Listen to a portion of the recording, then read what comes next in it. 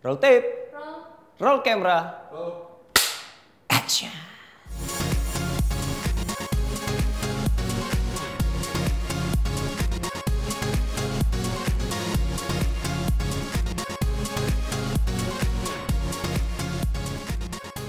Filosofi kopi. Seperti halnya CDT ya, gue lihat lo riset serius lah tentang kopi itu karena dari nonton itu bisa berasa ada sesuatu yang apa namanya otentik gitu dari mereka ini, dan itu memang yang memang dari awal pengen lo hadirkan ya, bahwa saat lo lihat harus feel-nya bahwa orang harus percaya kalau mereka jago bikin kopi gitu kira-kira nggak? Iya, dan harus percaya bahwa kopi ya segitunya gitu, bukan Segitu pentingnya? Segitu pentingnya. Khususnya buat orang-orang kopi itu sendiri, dan kopi punya kompleksitas gitu ya. Jadi nggak sederhana, dunia kopi itu nggak sederhana. Itu sebenarnya salah satu tujuan riset, dan juga melengkapi cerita pendek ya. Kalau di cerita pendeknya kan sebenarnya kan dunia kopinya nggak ada. Gitu. Ya band udah jadi. Sementara ketika kita masuk ke dunia film, ketika kita pindahin itu jadi materi bercerita di film, background, karakter segala macam tuh harus kuat gitu. Menurut gua, maksudnya kenapa band akhirnya ada di kedai filosofi kopi, kenapa menjadi sempurna itu penting, terus kenapa Tiwus itu segitunya gitu. Layer-layer itu kita berusaha kita create untuk nambahin cerita pendek atau first layer yang udah ada, dan untuk bisa ke sana ya riset gitu. Dan yang luar biasa sih menurut gue dari Filkop adalah tentu marketingnya. Sedikit banyak ada peranan Mas Handoko mungkin di situ sebagai seorang praktisi marketing. Bisa ceritain kenapa tiba-tiba join beliau ke project ini nggak? Sebenarnya di awalnya gue sama Anggia sama Jenny itu ada kita ketemu tahun 2011 atau 2012 gitu. Kita bilang kita mau bikin film filosofi kopi, tapi waktu itu masih film pendek. User generated movie itu udah ada di situ. Gue sama Anggia udah berpikir bahwa gimana caranya film ini engage duluan ke penonton sebelum filmnya selesai. Tapi waktu itu film pendek, jadi kita memang pengen gedenya di online. Jadi woro-woro di online sebelumnya, terus rilisnya juga di online. Setelah Cahaya dari Timur, kita ngerasa sayang lah kalau ini dibikin film pendek. Kita udah bisa bikin film yang skala produksinya lebih besar daripada filosofi kopi. Kenapa filosofi kopi harus jadi film pendek? Terus kita rencanakan buat bikin film panjang. Tapi kan waktu itu idenya ya ada ide dasarnya, masih prematur, belum dikembangin. Terus ya kita akhirnya ngobrol lagi sama Mas Handoko, karena waktu itu Mas Handoko juga sempet pengen gue ajak untuk bikin film pendeknya, tapi nggak jadi. Ketemu lagi sama Mas Handoko, terus Mas Handoko akhirnya ikut gabung sama timnya. Ya udah nih, timnya Visinema sama timnya Mas Handoko waktu itu gabung, ketemu, terus nge-breakdown semuanya jadi apa yang akhirnya kita implementasiin sebagai strategi marketing. Dan mengevaluasi apa yang kalian lakukan, which is menurut gue ini sesuatu yang baru.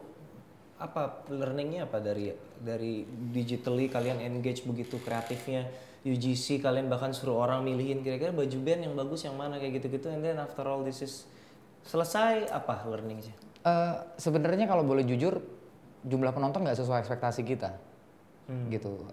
Dan kalau misalnya kita ngitung conversation social media yang sebegitunya, itu nggak terlalu translate ke penjualan. Mungkin juga bisa dibilang kita diapit oleh 2 film Hollywood yang besar, yang kemudian banyak layar juga akhirnya didedikasikan buat mereka. Kayak sebelumnya kan ada Fast and Furious, 1 minggu sebelumnya ada Fast and Furious, seminggu setelahnya ada Avengers Age of Ultron gitu. Tapi menurut gue kita berhasil bikin filosofi kopi jadi sebuah brand gitu. Sekarang kita punya brand konten yang bisa kita apain aja. Betul. Dan menurut gue di sini juga akhirnya peran Mas Handoko cukup besar ketika gimana kita pengen bikin filosofi kopi ini jadi lebih sustainable secara brand. Ya akhirnya kita punya turunan banyak produk, sehingga kalau misalnya dibikin diagram atau dibikin itu film tuh jadi salah satu aja, banyak yang lain. Dan ini nggak berhenti sampai di sini. Tahun depan kan mau ada sequelnya, terus sekarang kita lagi bikin merchandise line, ada baju, ada produk kulit, terus ada beberapa kedai yang akan kita buka di beberapa kota, terus ada TV seriesnya nanti. Dan kalau ngomongin keberhasilan, sebenarnya kita berhasil membuat sebuah model baru gitu, tentang leveraging konten, bahwa film tuh nggak bisa dilihat cuma sebagai film, itu juga sebagai konten. Tapi memang sekarang challenge-nya adalah buat kita nggak semua film bisa diginiin, nggak semua cerita bisa diginiin. Menarik, ada dua brand yang sangat berulang kali masuk di film lu, dan ini pastinya tantangan kan dari awal. Pasti lu udah mikir gimana caranya nge-build-in mereka dengan elegan gitu. Yang satu elektronik, yang satu kopi gitu. Ada tarik-tarikan nggak antara lo yang pengen tentu sesubtle mungkin, sponsor lo yang tentunya pengen senampol mungkin penampakannya di layar gitu? Enggak. Tekniknya sih sederhana sebenarnya. Jadi sebelum masuk ke materi mau ada di mana atau bagaimana cara build in, kita harus satu visi dulu. Jadi itu dulu yang di exercise. Kita mau masukin brand ke film itu untuk apa? Gitu. Itu dulu. Apa yang penonton pengen merespon brand ini sebagai apa? Nah, yang kita tawarin adalah ownership. Jadi lo dapet ownershipnya. Jadi ini film kita sama-sama gitu. Dan menurut gua kita harus ngejelasin dari awal ke brand bahwa ketika misalnya lo ngotot atau lo punya cara berpikir sendiri yang lo implementasikan ke film, ketika itu jadi damage, yang damage nggak cuma kita sebagai filmmaker, tapi brandnya juga damage. Nah, ketika brandnya damage, uang yang lo investasikan ke film ini akhirnya jadi damage, bukan jadi advantage gitu, bukan jadi benefit. Nah, siap nggak ngadepin itu? Gitu.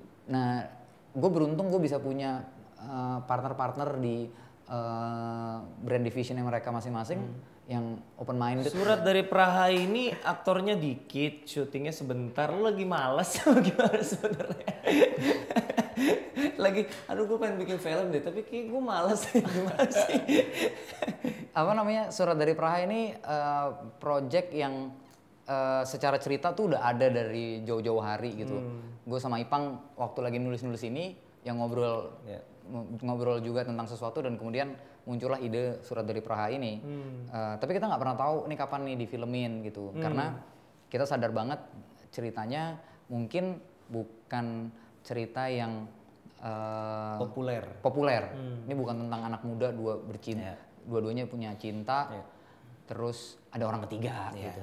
Terus atau misalnya anak muda dua-dua nggak disetujuin karena beda agama gitu misalnya. Tapi ya ini cerita yang punya latar belakang sejarah Indonesia. Terus dari dua generasi, ceritanya sangat intens. Jadinya kita scale down, skripnya juga cuma 50 halaman. Kita ke Praha tapi kita bermain-main dengan ruang gitu.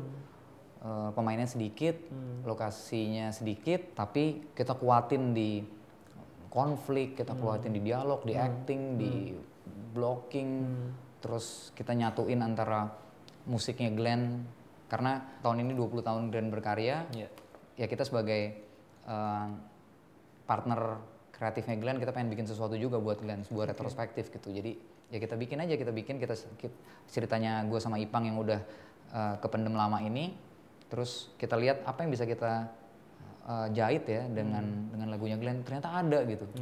Ya udah, ini kita bongkar, kita pecah-pecah lagi, masukin dua lagunya Glenn, terus kita jahit ulang, jadilah Surat dari Praha. One last thing, jangan lo buat orang-orang di luar sana yang mungkin bekerja kreatif atau pengen bikin film.